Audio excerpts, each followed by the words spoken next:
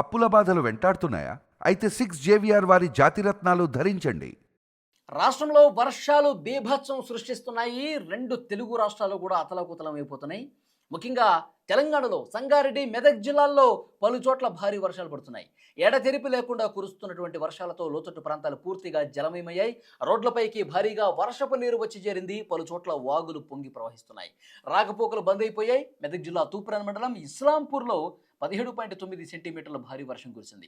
ఇక కౌడిపల్లిలో 17.2, పెద్ద శంకరంపేటలో 16.4, దామరంచలో 15.8, మాసాయిపేటలో 14.8 వర్షపాతం నమోదైంది.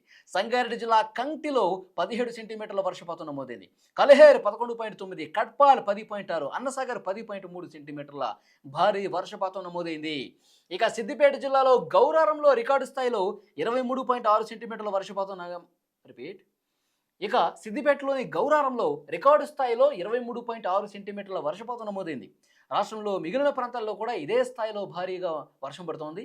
సిద్దిపేటలోని ములుగులో 18.65, మెదక్లోని ఇస్లాంపూర్లో 17.95, కామారెడ్డిలోని పిట్లంలో 17.5, యాదాద్రి భువనగిరిలోని అడ్డగూడూరులో 16.48 సెంటీమీటర్లు, అలాగే సంగారెడ్డి కావచ్చు, ఇంకా చాలా ప్రాంతాల్లో ఇదే విధంగా భారీ వర్షపాతం నమోదవుతోంది.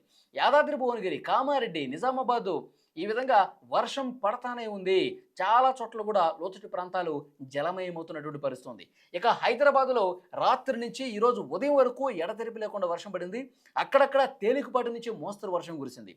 అత్యధికంగా హైదర్ నగర్లో 4.5 సెంటీమీటర్లు, మల్కాజ్గిరిలో 4.4, కూకట్పల్లి 4.3, కాప్రా, షేరలింగంపల్లి 4.2, కుత్బులాపూర్, అల్వాల్, బిహెచ్ఎల్, రామచంద్రపురంలో 4 సెంటీమీటర్లు, అదేవిధంగా నేరేడుమెట్టు, ఉప్పల్, మల్లాపూర్, గాజుల రామారం, లింగంపల్లి, మౌలాలి, ముషీరాబాద్, సఫీలుగూడ, షేక్పేట్, బంజారాహిల్స్, పటాన్చెరు, చందనగర్, ఖైరతాబాద్, బోరుబండ ఈ విధంగా హైదరాబాద్లో అన్ని వైపులా నలుచెరుగులా కూడా వర్షం పడతానే ఉంది.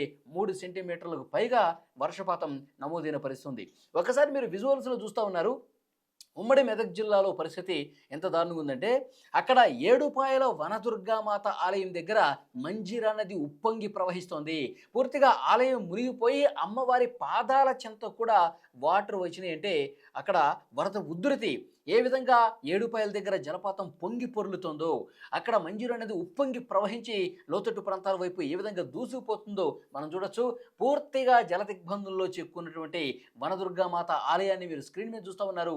వర్షాకాలంలో ప్రతి సందర్భంలో కూడా అక్కడ వనదుర్గామాత ఆలయం దగ్గర ఇలాంటి పరిస్థితి ఉంటుంది. కానీ ఈసారి ఇంకా భీకరంగా ఆలయం మొత్తం మునకకు పోయినటువంటి పరిస్థితి కనిపిస్తోంది.